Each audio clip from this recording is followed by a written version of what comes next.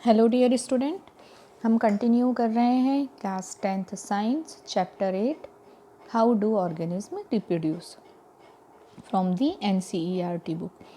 Previous videos में जो था हमने रिप्रोडक्शन के बारे में पढ़ा, रिप्रोडक्शन के इम्पोर्टेंस के बारे में पढ़ा, वेरिएशन के बारे में पढ़ा। Then we learn about the asexual type of reproduction. उसमें हमने डिफरेंट टाइप ऑफ मेथड्स देखी थी एसेक्सुअल रिप्रोडक्शन की। और मैंने आपसे प्रीवियस वीडियो में कहा था कि अब हम जो है sexual reproduction in flowering plants देखेंगे। तो आज हम जो स्टार्ट करने जा रहे हैं वो है sexual reproduction in flowering plant. देखिए, फ्लावरिंग प्लांट क्यों बोला गया है, तो अगर आपको याद हो 9th में आपने जो था प्लांट का क्लासिफिकेशन पढ़ा था। इन 9th क्लास आपने जो था वो प्लांट का क्लासिफिकेशन पढ़ा हुआ था। तो प्लांट के क्लासिफिकेशन में क्या था, मेनली जो एंजियोस्पर्म प्लांट थे उनमें जो था वो फ्लावर प्रेजेंट था, जिम्नोस्पर्म तक फ्लावर प्रेजेंट नहीं था, एंजियोस्पर्म में फ्लावर प्रेजेंट था। मतलब ये जो रिप्रोडक्शन की मेथड है ये मेनली किसके लिए है, एंजियोस्पर्म प्लांट के लिए है। अब जब हम किसी भी प्लांट के फ्लावर की बात करते हैं तो सबसे पहले तो हम देखें पार्ट ऑफ द फ्लावर के बारे में कि एक फ्लावर में कौन कौन से पार्ट होते हैं। तो यदि हम देखें तो एक जो फ्लावर होता है वो मेनली 4 पार्ट से मिलकर बनता है। सबसे पहले ये नीचे वाला जो ग्रीन वाला पोर्शन दिख रहा है ना, जो कि फोटोसिंथेटिक भी होता है। ग्रीन कलर का होने के कारण इसमें क्लोरोफिल प्रेजेंट होता है और ये फोटोसिंथेटिक होता है। तो ये जो पोर्शन है ये कहलाता है सीपल। क्या कहलाता है, ये सीपल कहलाता है। ठीक है, उसको इसे कैलिक्स भी बोला जाता है ना, सीपल और कैलिक्स, इसे हम कैलिक्स भी बोलते हैं।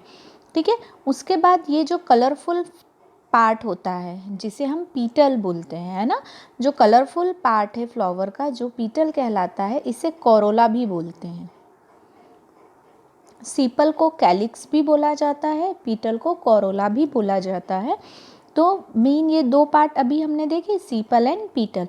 तो ये जो थे ये फ्लावर के सीपल जो था वो फोटोसिंथेटिक वाला पार्ट था, मतलब इसका रोल क्या हो गया, फोटोसिंथेसिस में हेल्प करके फूड फॉर्मेशन कर रहा है। और पीटल का यदि हम फंक्शन देखें तो मेनली पीटल का फंक्शन क्या हो गया, it attract the insect for the germination, for the fertilisation.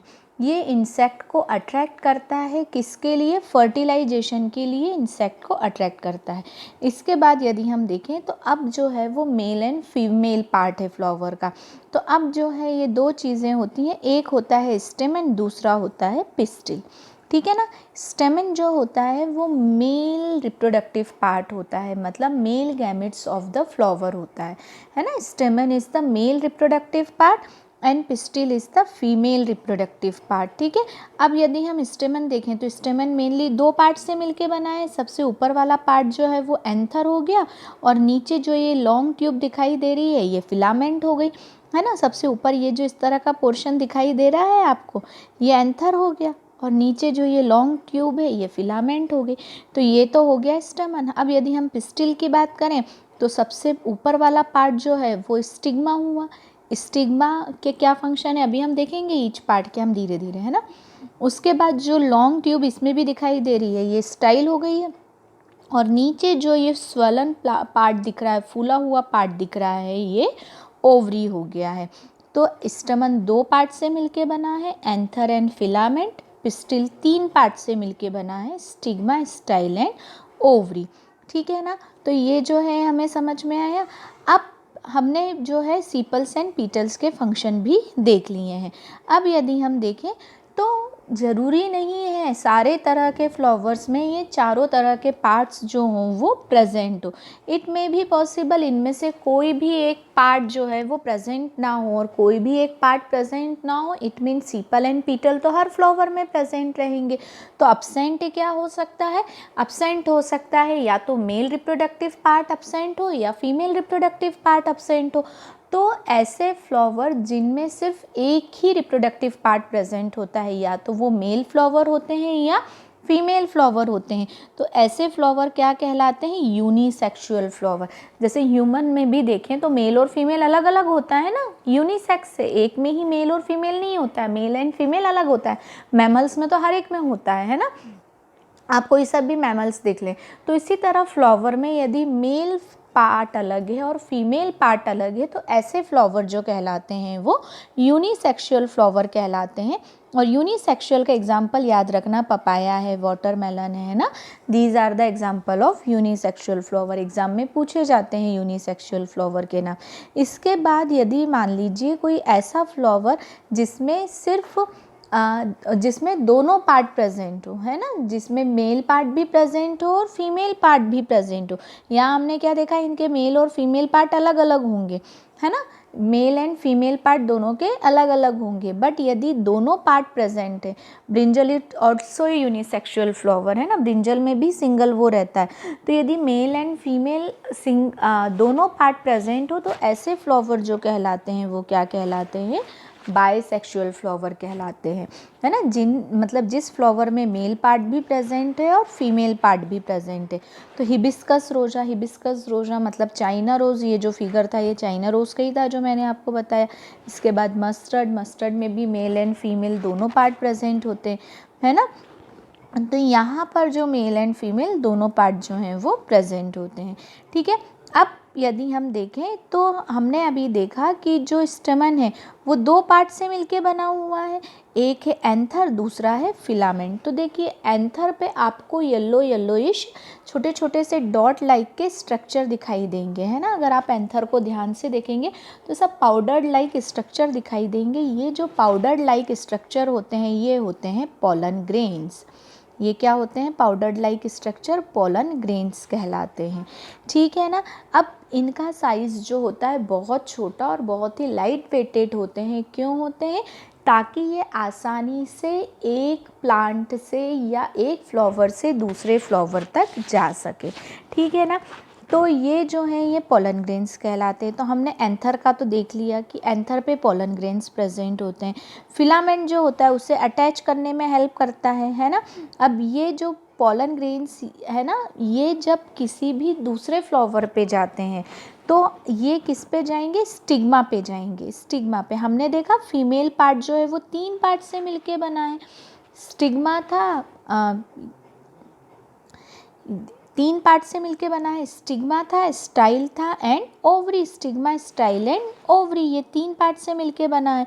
तो यदि हम स्टिग्मा देखें तो स्टिग्मा क्या है, वो पार्ट है जहाँ पर पोलन ग्रेन्स आकर चिपकते हैं, मतलब जहाँ पर स्टिक होते हैं, है ना, चिपचिपा सा पार्ट होगा जहाँ पर पोलन ग्रेन्स आके स्टिक हो जाते हैं।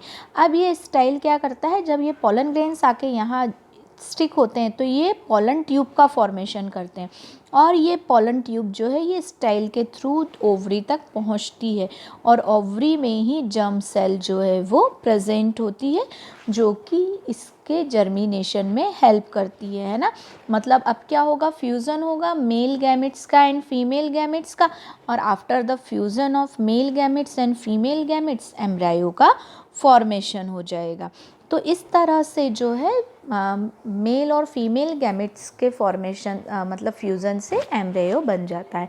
अब देखिए यहाँ पर ये जो जर्मिनेशन फर्टिलाइजेशन की प्रोसेस जो हो रही है ये 2 तरह की होती है। एक होता है सेल्फ फर्टिलाइजेशन, दूसरा होता है क्रॉस फर्टिलाइजेशन, ठीक है। सेल्फ फर्टिलाइजेशन मोस्टली उन प्लांट्स में होता है जो बाइसेक्सुअल होते हैं। जो बाइसेक्सुअल प्लांट्स होते हैं उनमें क्या होता है, सेम प्लांट में ही मेल पार्ट भी प्रेजेंट है, फीमेल पार्ट भी प्रेजेंट है।